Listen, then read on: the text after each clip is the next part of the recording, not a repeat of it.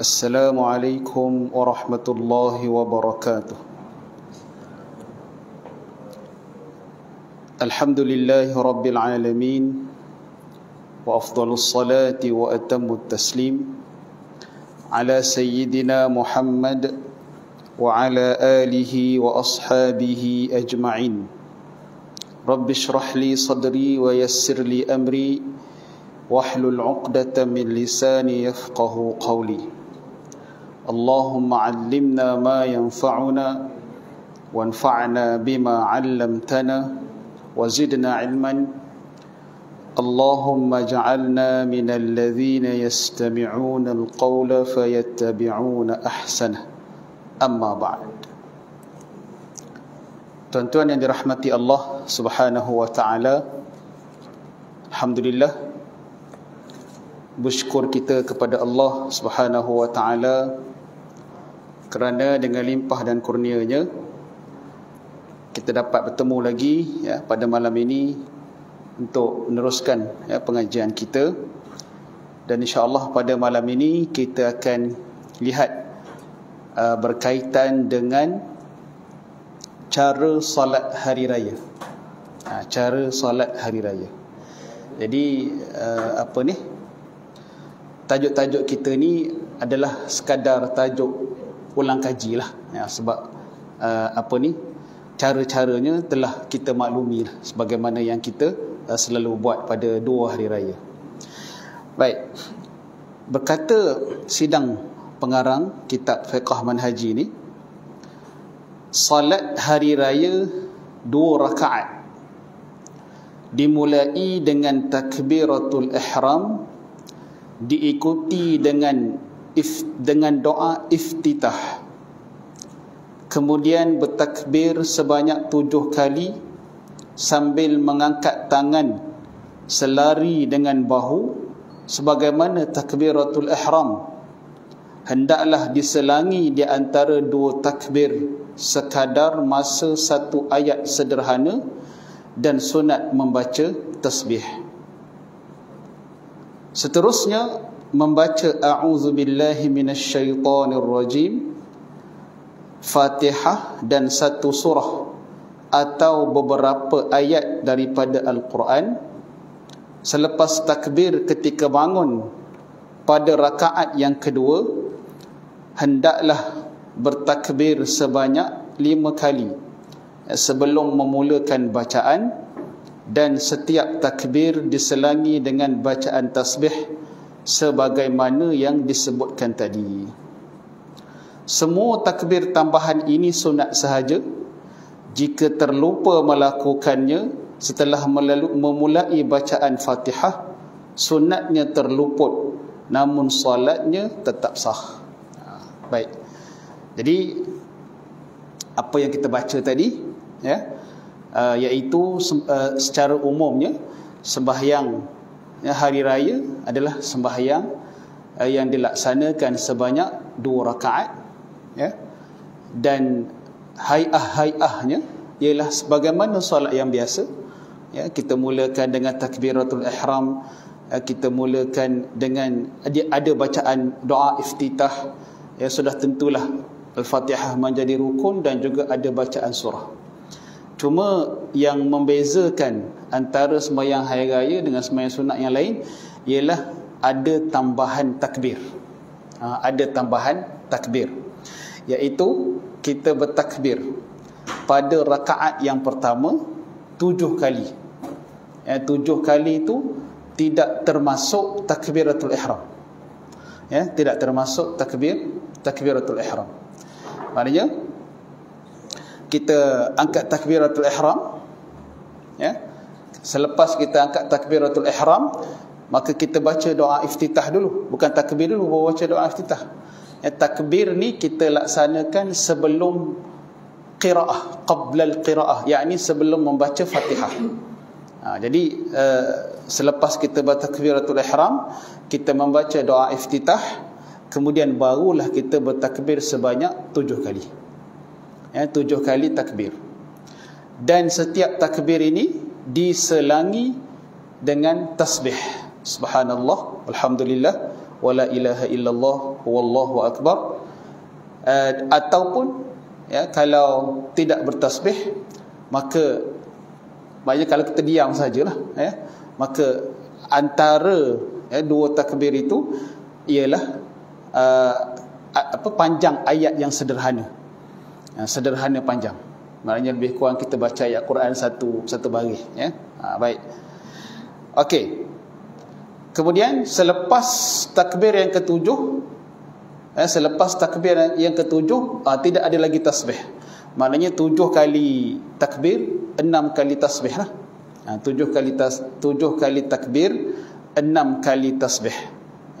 Selepas takbir yang ketujuh, maka kita a'udzubillahi minasyaitonirrajim dan terus membaca Al-Fatihah. Baik. Kemudian pada rakaat yang kedua, selesai rakaat yang kedua, bila kita selesai rakaat yang pertama dan kita bangun untuk rakaat yang kedua. Jadi kita bangun rakaat kedua tu kita takbir, Allahu Akbar. Jadi sebelum kita membaca Al-Fatihah untuk rakaat yang kedua, maka kita bertakbir sekali lagi sebanyak 5 kali.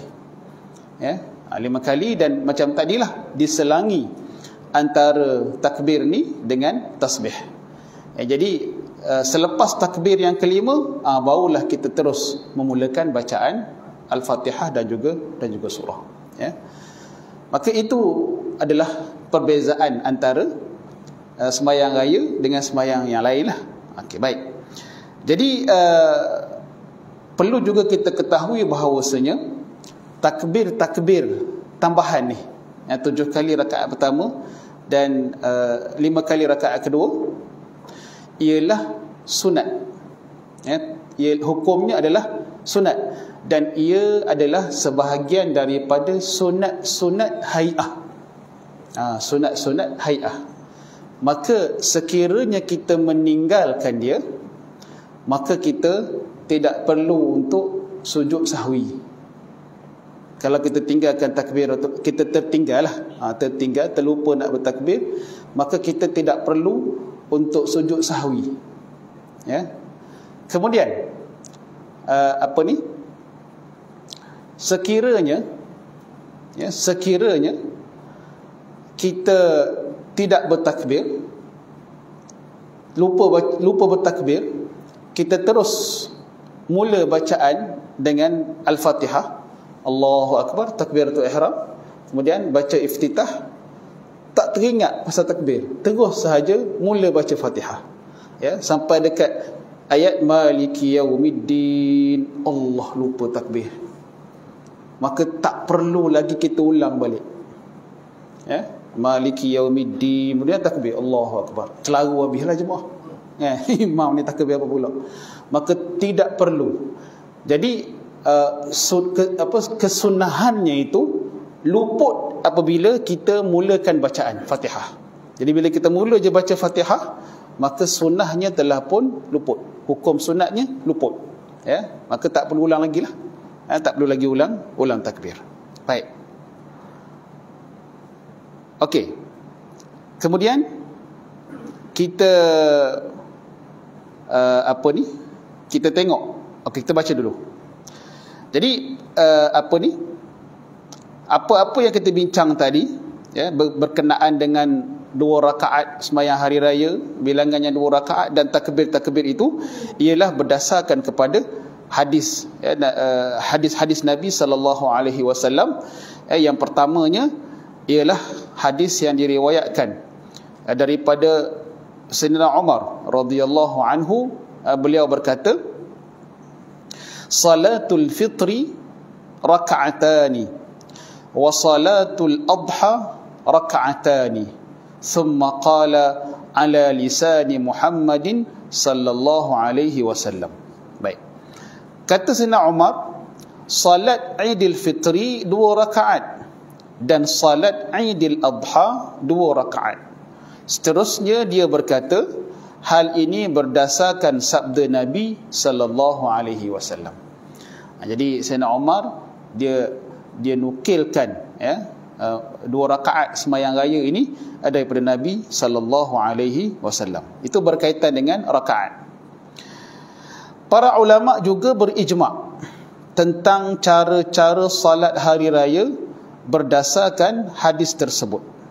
Hadis terusnya, jadi ijma' ulama' lah, tidak ada khilaf di kalangan para ulama' bahawasanya semayang raya ni 2 rakaat. Itu tak ada pendapat walaupun qaul dhaif ya, yang mengatakan semayang raya ni 4 rakaat, tak ada. Semuanya 2 rakaat. Baik, hadis terusnya, Amr bin Auf al-Muzani radhiyallahu anhu meriwayatkan, anna an-nabiy sallallahu alaihi wasallam kabbara fil 'idain fil ula 7 qabla al-qira'ati wa fil akhirati 5 qabla al-qira'ah. Jadi Amr bin Auf al-Muzani, beliau mengatakan bahawasanya Nabi sallallahu alaihi wasallam bertakbir ketika salat 2 hari raya pada rakaat yang pertama sebanyak 7 kali sebelum membaca Al-Fatihah, dan pada rakaat yang akhir sebanyak 5 kali sebelum membaca Al-Fatihah.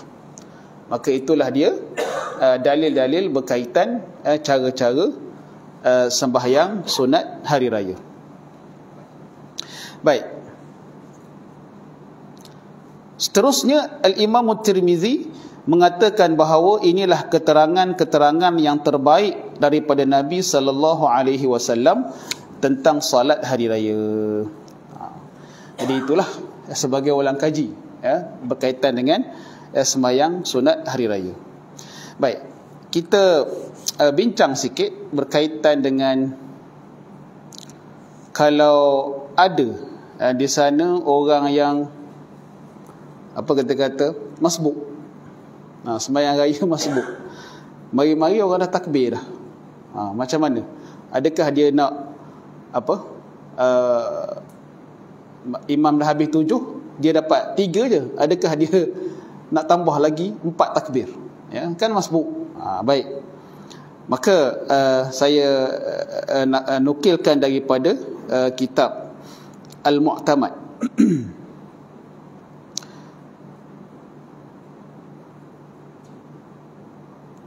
Okey, yang pertama, sekiranya imam meninggalkan takbir, imam terlupa baca takbir, imam terlupa untuk bertakbir, ya, maka kita sebagai makmum tidak perlu mendatangkan takbir tu, ya. Maka dalam hati kita kata, oh tak syok raya, semayang raya tak macam biasa, maka kita pun bertakbir sendiri. Maka tak buat gitu. Kalau buat gitu, maka kita telah menyalahi imam, ya. Sebab dia sunnah hai'ah, dia bukan rukun, ya. Kalau rukun kita tegur awal-awal lagi dah imam, ya. Tapi dia adalah sunnah hai'ah. Sunnah hai'ah ni sebagaimana kita angkat tangan masa bertakbir, ya. Maka sebab itu kalau imam tidak bertakbir, maka kita sebagai makmum tidak perlu mendatangkan takbir tu, ikut sahaja sebagaimana yang imam buat.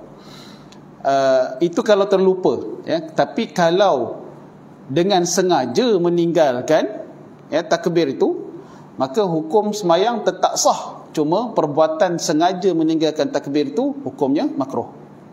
Kalau tak sengaja tu tak apalah. Tapi kalau dengan sengaja, maka hukumnya adalah makruh. Kerana menyalahi, ya, ataupun menyanggahi perbuatan yang dilakukan oleh Nabi sallallahu alaihi wasallam. Baik. Kemudian sekiranya satu lagi poin yang nak sebut, sebagaimana yang kita baca tadi, disunatkan kita mengangkat tangan ketika bertakbir. Kita ke takbir tambahan tu kita sunat angkat tangan, dan jadi takbir tu sunnah hai'ah, dan mengangkat tangan ketika bertakbir itu pun sunnah hai'ah. Baik. Kemudian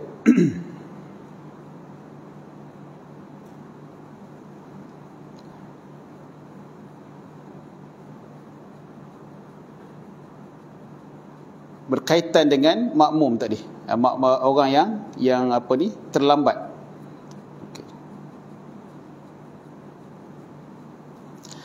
Okey. Jadi apabila di sana ada orang yang lambat datang, ya, hari itu dia lambat bangun, maka dia pun, orang dah sembahyang baru dah sampai. Ketika mana dia sampai, imam pada rakaat pertama dah bertakbir 4 kali. Ketika mana dia angkat takbiratul ihram tu, imam dah pun berada pada takbir yang keempat. Baki lagi 3. Ya, baki lagi 3 takbir. Maka dia sempatlah bertakbir dengan imam 3 kali. Imam habis 7, dia baru 3. Adakah dia nak tambah lagi 4, nak cukup 7? Adakah makmum yang lambat ni dia nak tambah lagi 4, nak cukup 7? Maka tidak perlu. Ya, setakat mana yang dia dapat. Ya, sebab kalau dia tambah, jadi perbuatan dia telah bercanggah dengan imam.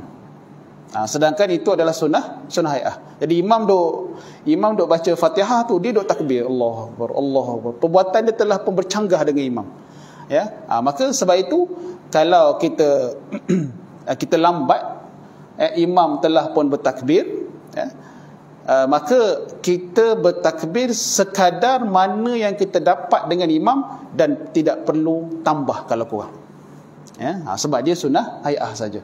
Kalau kita tambah juga, maka perbuatan kita telah lari daripada imam, maka dibimbangi batal sembahyang.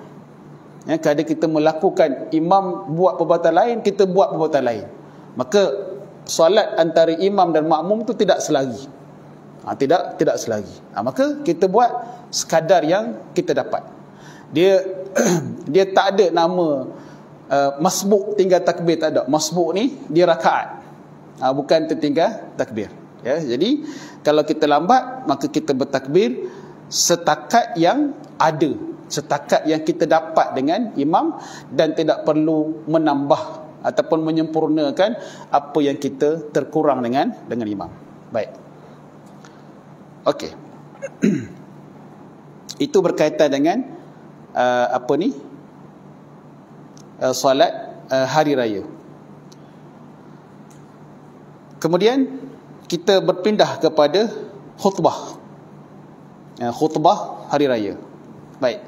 Jadi hari raya juga adalah sembahyang yang mempunyai khutbah.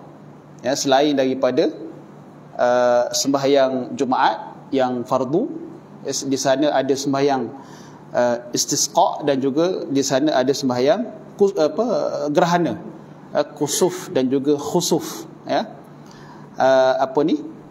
itu adalah sembahyang-sembahyang yang mempunyai khutbah. Jadi sembahyang raya juga adalah sembahyang yang mempunyai dua khutbah. Baik.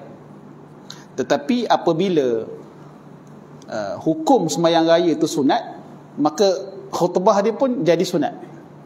Bila hukum sembahyang raya itu sunat, maka khutbah dia pun jadi sunat. Baik. Okey. Selepas selesai menunaikan salat hari raya, sunat, tengok sunat. Dia kalau sembahyang Jumaat tak khutbah, terus sembahyang, maka tak sahlah sembahyang tu. Baik. Sunat melakukan 2 khutbah. Jadi bila sembahyang raya sunat, khutbahnya pun ikut sama sunat. Khutbah tersebut secara ringkas adalah seperti berikut. Khutbah hendaklah dibacakan selepas salat hari raya. Yang ini yang membezakan antara sembahyang-sembahyang sunat dengan sembahyang Jumaat. Sembahyang sunat yang ada khutbah dengan sembahyang Jumaat. Sembahyang Jumaat dia mesti dilaksanakan sebelum solat. Adapun sembahyang-sembahyang sunat yang ada khutbahnya dilaksanakan selepas solat. Baik. Ia berlainan daripada khutbah Jumaat. Okay. Cara ini adalah mengikut perbuatan Nabi sallallahu alaihi wasallam. Hal ini berdasarkan hadis daripada Ibnu Umar radhiyallahu anhuma, katanya, anna an-nabiyya sallallahu alaihi wasallam wa Abu Bakrin wa Umar radhiyallahu anhuma yusalluna al-eidaini qabla al-khutbah. Ibnu Umar meriwayatkan bahawasanya Nabi sallallahu alaihi wasallam dan Abu Bakar dan Umar melakukan salat hari raya sebelum berkhutbah.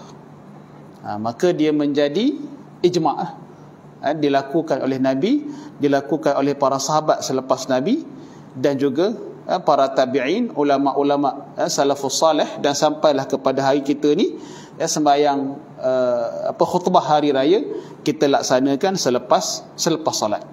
Baik.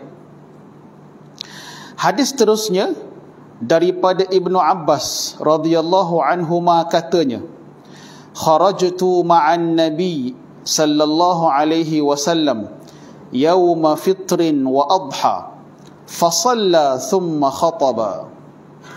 Aku keluar, Ibnu Abbas berkata, aku keluar bersama-sama Nabi sallallahu alaihi wasallam pada hari raya Idul Fitri dan Idul Adha, lalu baginda bersalat, kemudian baginda berkhutbah. Jadi sahabat-sahabat dulu pun meriwayatkan benda yang sama, Nabi salat dulu, barulah Nabi berkhutbah. Baik. Jadi poin yang pertama ni, khutbah dilaksanakan selepas salat. Yang kedua, semua rukun dan sunat khutbah Jumaat yang disebutkan dahulu adalah sama digunakan pada khutbah hari raya. Jadi tidak ada beza antara khutbah Jumaat dengan khutbah hari raya. Dari sudut rukun-rukunnya, dari sudut sunatnya, semuanya sama. Semuanya sama. Dari sudut bilangan khutbahnya 2 kali, semuanya adalah sama sahaja. Baik.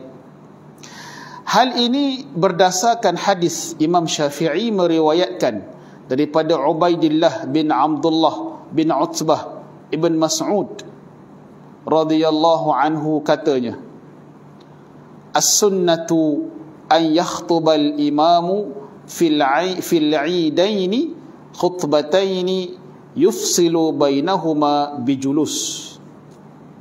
Maknanya menurut sunnah, imam berkhutbah pada kedua-dua hari raya tersebut sebanyak 2 kali diselangi dengan duduk. Samalah macam sembahyang Jumaat. Sembahyang Jumaat pun sama juga 2 kali dan diselangi dengan duduk. Okay. Yang ketiga, khutbah yang pertama sunat dimulakan dengan takbir sebanyak 9 kali, dan khutbah yang kedua dengan takbir sebanyak 7 kali. Yang ni je lah yang membezakan antara khutbah sembahyang raya dengan khutbah salat-salat yang lain, iaitu disunatkan memulakan dengan takbir 9 kali khutbah pertama dan 7 kali khutbah yang kedua. Baik. Yang ni kita tak perlu risaulah, sebab teks khutbah dah ada. Memang dia dah susun dah 9 kali kat situ, baca je lah. Baik. Hal ini berdasarkan hadis daripada Ubaidillah bin Abdullah bin Utbah ibn Mas'ud radhiyallahu anhu katanya, as-sunnatu an tuftatahal khutbatu bi 9 takbiratin tatra was-saniyati bi 7 takbiratin tatra.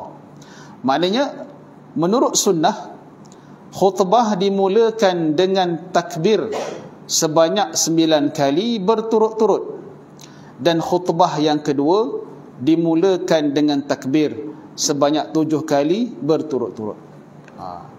Jadi kita tengok khatib yang berkhutbah pada hari raya itu macam itulah yang mereka lakukan. Allahu Akbar, Allahu Akbar, Allahu Akbar, berulang kali, berulang kali secara berturut-turut. Baik. Jadi hak lain-lain tu samalah, sama seperti mana sembahyang Jumaat, apabila imam sampai, dia memberi salam kepada orang ramai, dan dia mengadap orang ramai, naik ke mimbar memberi salam. Itu adalah sebagaimana yang dilakukan oleh imam-imam pada sembahyang Jumaat. Baik. Dan tadi kita sebut bahawasanya sembahyang raya ni sunat dan khutbahnya juga sunat, maka apabila hukumnya sunat, maka harus seorang khatib untuk berkhutbah dengan cara diduduk. Beginilah macam kuliah. Harus. Sebagaimana sembahyang raya tu, kita harus untuk sembahyang dalam keadaan duduk sebab dia sunat. Ini duduk ni tanpa uzur. Tanpa uzur. Kalau sembahyang Jumaat, khatib boleh duduk jika dia tak mampu berdiri. Kalau dia mampu berdiri, dia wajib berdiri. Kalau dia khutbah duduk, maka jemaah tak sah. Sebab dia kena, rukun dia adalah berdiri. Adapun sembahyang raya, sama ada dia keuzuran ataupun dia tidak keuzuran, dan dia nak berkhutbah dalam keadaan duduk, maka hukumnya harus. Hukumnya adalah harus. Baik. Berdasarkan kepada hukum sembahyang raya itu sendiri adalah sunat. Baik.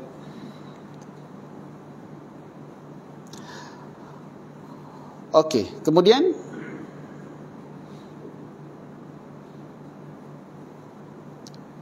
disebut juga di sini bahawasanya dalam kitab-kitab fiqh, apakah isi kandungan khutbah yang patut disebut kat sini bahawasanya disunatkan dalam khutbah hari raya puasa, bahawa diajarkan kepada manusia, kepada orang ramai tentang hukum zakat fitrah. Sebab ianya berkait rapat dengan zakat fitrah. Baik. Dan juga pada khutbah hari raya Korban, disunatkan, dituntut untuk mengajar orang ramai tentang hukum hakam korban. Zakat fitrah dia mungkin tak rumit sangat, tapi kalau korban, dia ada hukum yang panjang lah untuk dibincangkan. Jadi ramai orang kadang-kadang dia tersilap dalam melakukan ibadah korban, tidak mengikut syarat-syarat yang ditetapkan. Binatang yang nak dikorban sebagai contoh tak cukup syarat, mungkin umur tak cukup, mungkin ada kecacatan yang tidak dibolehkan, kadang-kadang kadang-kadang yang berlaku, yang kita lihat, daging korban dibagikan sebagai upah kepada petugas-petugas korban. Itu tak boleh tu. Sebab kalau bagi sebagai upah, jadi dia macam jual beli. Sebab haram kita menjual daging korban. Haram kita menjual daging korban. Kita bagi upah ni kita tak ambil duit, tetapi ianya tetap dikira sebagai jual beli, kerana ada pertukaran. Pertukaran ada dipanggil, sebab al-bay' ni, jual beli ni, dia kira sebagai aqdun muawadah, akad yang ada pertukaran. Kita beli handphone, kita dapat handphone, kita tukar dengan duit. Jadi kalau upah tadi tu, walaupun tak ada duit, tapi ada pertukaran dia. Kita dapat daging, kita tukar dengan kita berikan khidmat kita. Khidmat menguruskan urusan korban. Maka khidmat tu juga dikira sebagai jual beli. Tu kadang-kadang orang tak ambil berat pasal ni, padahal perkara itu adalah diharamkan. Dia tetap dikira sebagai jual beli. Dah tu macam mana, tak boleh bagi ke? Boleh bagi sebagai sedekah lah. Bagi sebagai sedekah ataupun sebagai hadiah. Jangan kata ni upah untuk kamu. Tak boleh. Baik. Sebagaimana orang lain dapat, mereka pun dapat macam tu juga. Okay. Kalau nak bagi juga upah, bagi duit cash. Ini RM100 seorang. Itu lain. Baik. Tapi kalau upah dengan daging korban, maka hukumnya haram. Nanti kita ada bab korban ni lepas ni, baik. Okey, kemudian disunatkan bagi orang ramai untuk mendengar khutbah. Dan akan tetapi mendengar khutbah ini adalah bukan syarat sah salat. syarat sah salat hari raya, ya. Kalau sekiranya dia meninggalkan dengar khutbah, maknanya lepas sembahyang dia balik rumah. Lepas sembahyang dia terus balik, tak dengar khutbah, ya. Ataupun dalam khutbah tu dia bersembang, bagi contoh. Sembahyang Jumaat jadi lara, dalam khutbah dia bersembang. Dalam khutbah dia bersembang, tapi jadi hukumnya adalah makruh sahaja. Hukumnya makruh saja.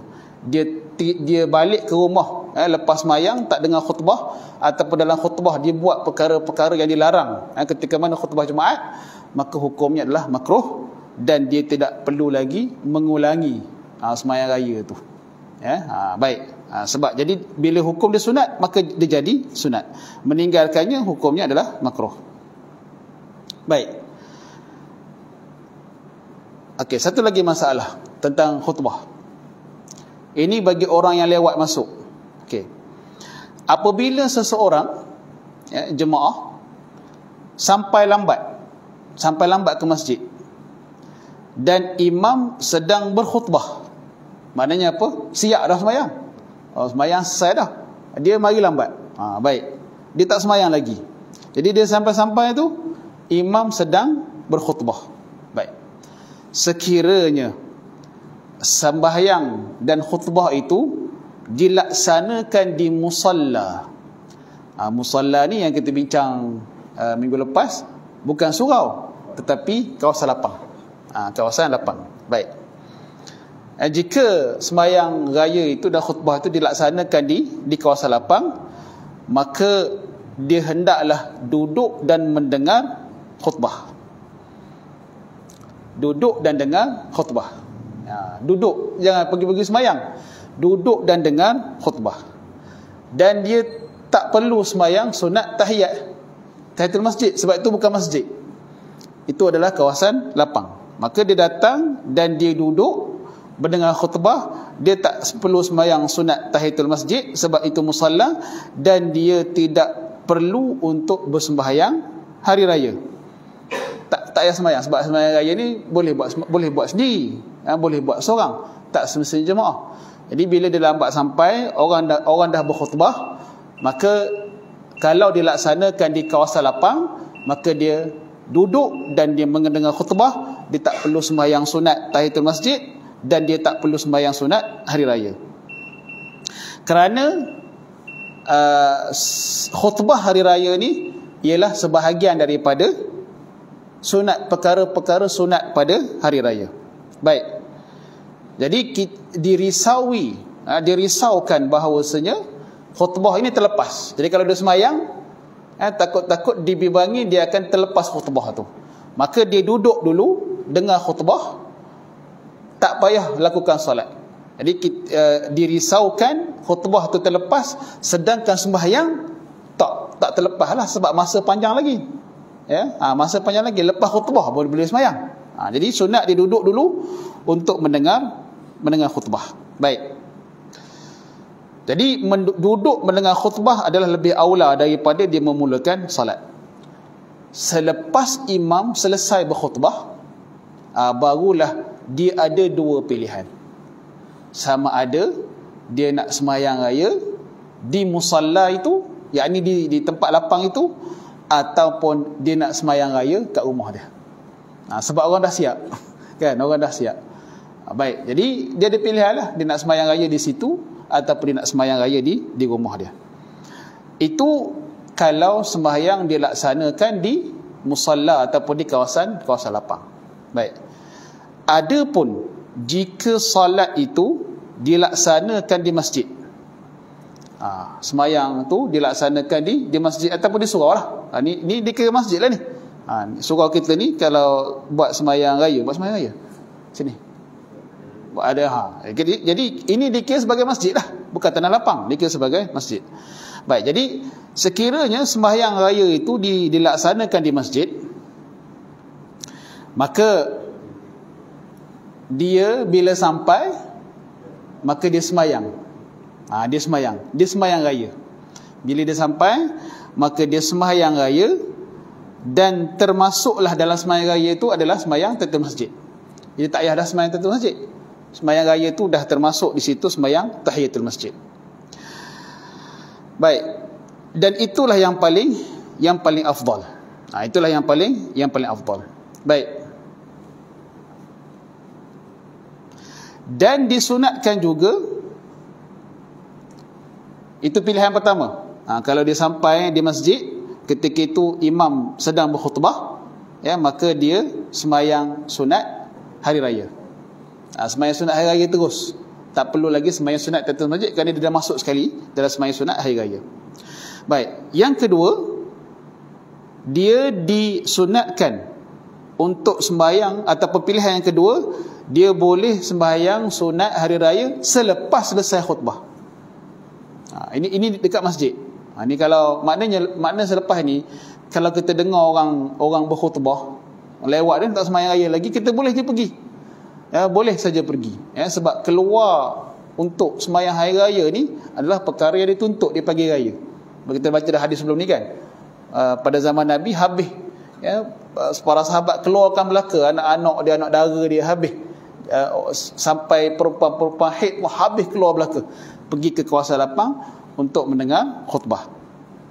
Jadi kita boleh pergi di masjid. Bila sampai di masjid, imam sedang berkhutbah, kita boleh laksanakan sembahyang raya kita secara bersendirian dan kita dengar khutbah, ataupun kita duduk untuk mendengar khutbah dan selepas khutbah barulah kita sembahyang hari raya.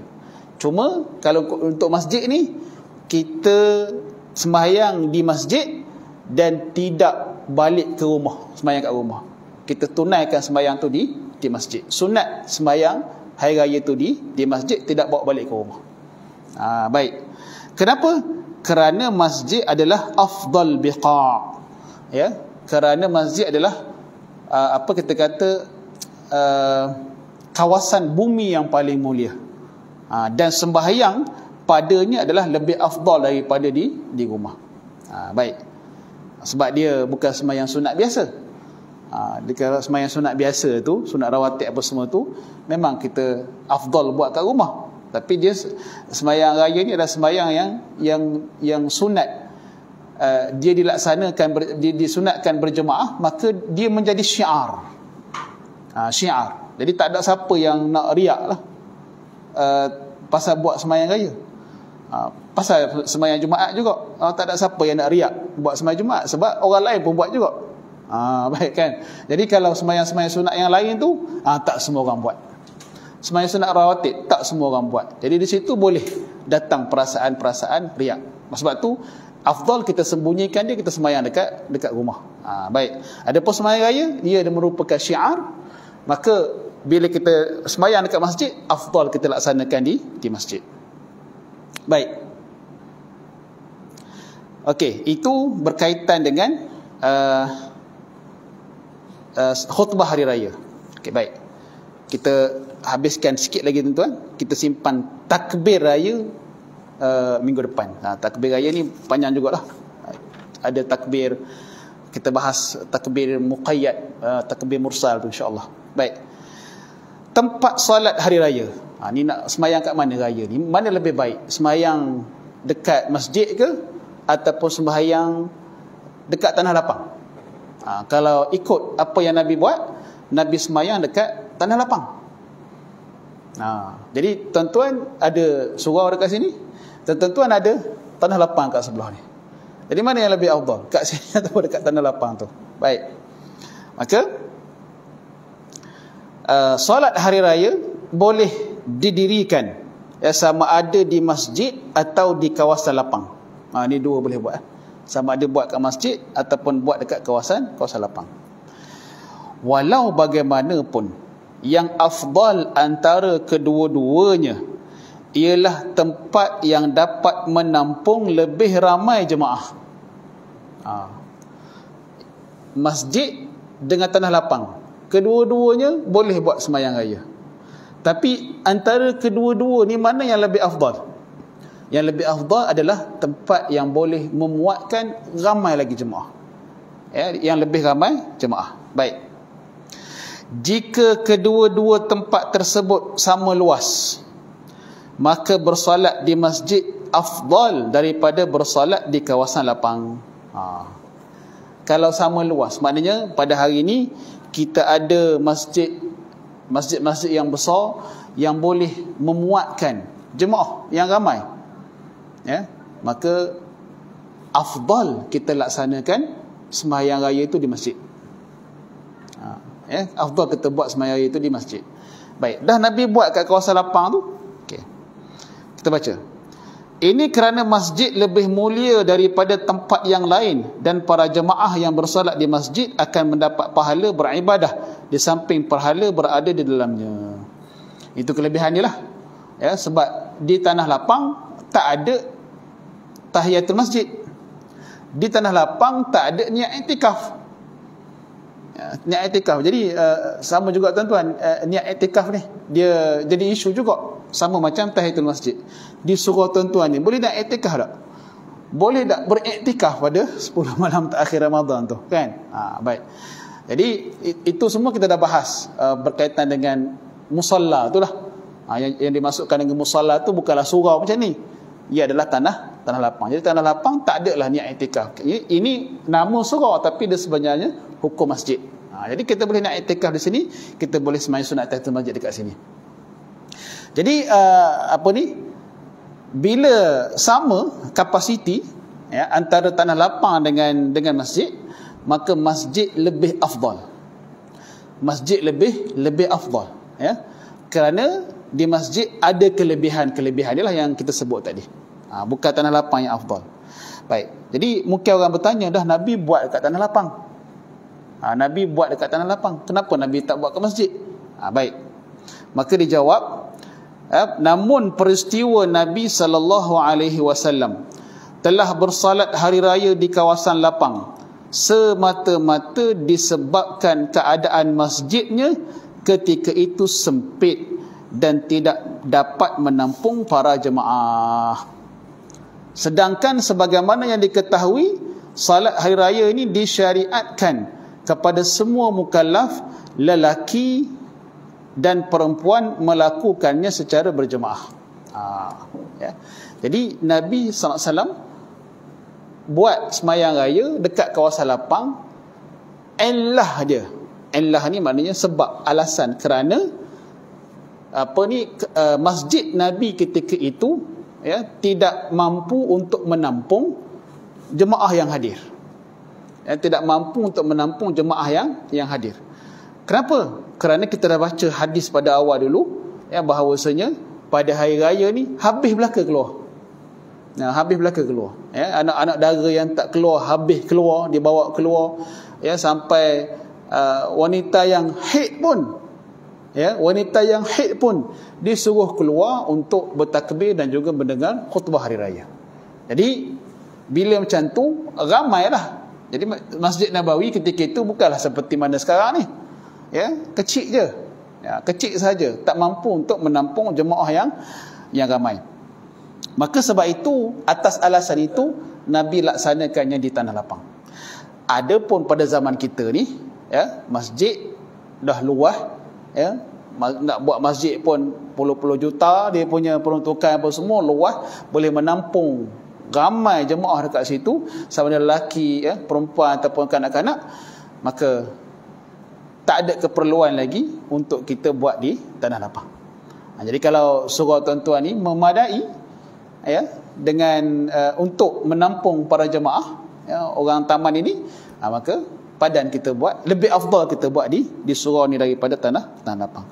Maka itu dia punya illah dia, alasan untuk Nabi buat di tanah lapang. Jadi bila halangan itu hilang, halangan daripada boleh untuk menampung ramai jemaah hilang, boleh tampung, maka sunat untuk kita buat di masjid. Lebih afdal kita buat sembahyang raya di masjid. Baik.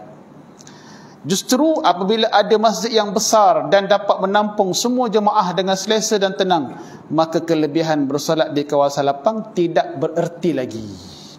Jadi bila masjid dah besar, kita sebut tadi, maka tak ada keperluan lagi untuk melaksanakannya di kawasan lapang. Baik.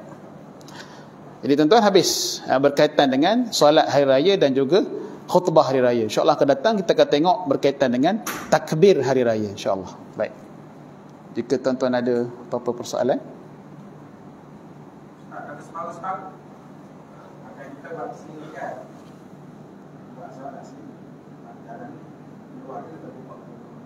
Sambung. Buat dengan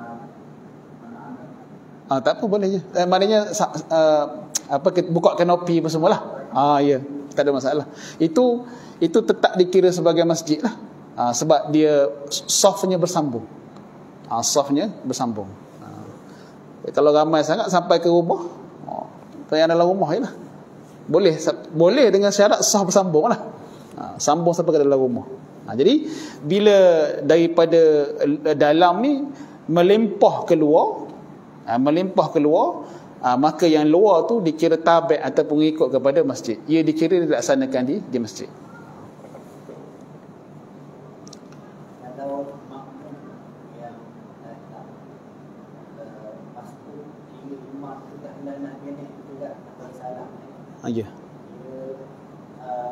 Tambah 2 rakaat bersama dengan takbir tunjukkan ataupun macam mana? Okey, baik. Imam dah tayat akhir baru dah sampai. Okey, imam dah tayat akhir baru dah sampai. Maka dia perlu menyempurnakan lagi 2 rakaat. Okey. Jadi ketika itu dia buat takbir tu. Buat takbir tu. Sebab ketika itu dia dah tak ada percanggahan dengan sembahyang imam. Dia pun tak terlupa, sembahyang dia pun tak bercanggah dengan imam, maka dia datangkan 7 kali takbir tu dan juga 5 kali takbir dalam rakaat yang kedua.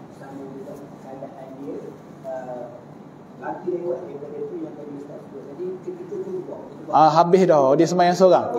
Ya, sama juga. Sama juga. Dia yang tak buat ni kalau dia lambat masa imam sedang bertakbir. Jadi dia tak payah tambah dah. Dia sekadar ikut imam saja. Kalau dia sempat dengan imam 3 lah. Tak payah tambah lagi 4. Gitu. dari segi bacaan imam, bacaan surah Fatihah, ada tak? Memang surah yang khusus Nabi baca. Ada. Lupa saya nak sebut tadi.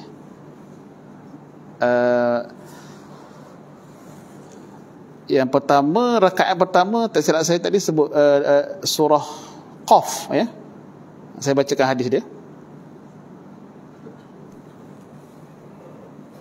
Itu ada dalil lah tuan-tuan, ya. Ada dalil. Nabi baca surah apa. Okey, baik. Tapi kalau kita buat ni panjang. Kita buat ni panjang lah, ya. Baik. Maka disebut dekat sini yustahabbu an yaqra' ba'da al-Fatihati suratu Qaf wa suratu Iqtarabat. Disunatkan dalam sembahyang raya rakaat pertama kita baca surah Qaf, ya. Surah Qaf lebih kurang 3 muka surat kot, ataupun 2 muka surat setengah, ya. 45 ayat. Okey, lebih panjang daripada surah Sajadah lah rasanya. Tak? Okey. Kemudian dalam rakaat yang kedua kita disunatkan membaca surah Iqtarabat. Surah Iqtarabat surah Al-Qamar. Surah Al-Qamar, ya. Baik. Iqtarabatis sa'atu wa insyaqqal qamar. Baik. Mana dalil dia? Dalilnya adalah hadis yang diriwayatkan daripada Abu Waqid Al-Laitsi radhiyallahu anhu. Dia berkata, kana Rasulullah sallallahu alaihi wasallam yaqra'u fil fitri wal adha bi qaf waqtarabatis sa'ah. Hadisnya Nabi SAW membaca dalam sembahyang sunat hari raya fitri, ya, sunat hari raya puasa dan juga Aidil Adha, surah Qaf dan surah Al-Qamar. Baik. Panjang sangat, ada pilihan kedua. Baik. Surah? Ya. Tapi dia punya ayat pendek-pendek. Ayat pendek-pendek. Baik. Panjang sangat, ada pilihan. Okey. Hadis yang pertama tadi itu riwayat Imam Muslim dan juga Imam Nasa'i. Hadis yang seterusnya ni, pilihan yang kedua, hadis riwayat Imam Nasa'i, diriwayatkan daripada An-Nu'man bin Bashir radhiyallahu anhuma anna Rasulullah sallallahu alaihi wasallam qara'a fi salatil 'id aidan bisabbih isma rabbika wa hal ataka hadithul ghashiyah. Ini pendek sikit. Ya, bahawasanya Nabi sallallahu alaihi wasallam membaca dalam sembahyang hari raya, iaitu yang pertama, rakaat pertama surah Sabbihisma rabbikal a'la, al-a'la, surah al-a'la, dan juga rakaat kedua Nabi baca hal ataka hadithul ghashiyah. Itu pendek sikitlah. Okey, pendek sikit. Baik. Maka dikata kat sini fakilahuma sunnah, kedua-duanya merupakan sunnah. Kita ada apa? Dua pilihan lah. Tapi yang terbaik bagi kita adalah takhfif. Maka kita ambil yang kedua. Mungkin kalau ambil yang pertama tu marah ke orang ramai lah. Orang nak balik beraya semua kan. Jadi kita ambil yang sederhana lah. Jadi surah Al-A'la dengan surah Al-Ghashiyah tu tak ada siapa yang pertikai lah kalau kita baca dalam sembahyang pun, sebab dia surah yang pendek saja. Baik. Jadi bacaan surah tu itu sabit dengan hadis Nabi sallallahu alaihi wasallam. Baik. Okay, kalau tak ada apa-apa persoalan dah, insya-Allah kita jumpa lagi pada minggu seterusnya. Sekian untuk malam ini. Wabillahi taufiq wal hidayah. Wassalamualaikum warahmatullahi wabarakatuh. Wa sallallahu ala sayyidina Muhammad wa ala alihi wa sahbihi wa sallam. Walhamdulillahi rabbil alamin.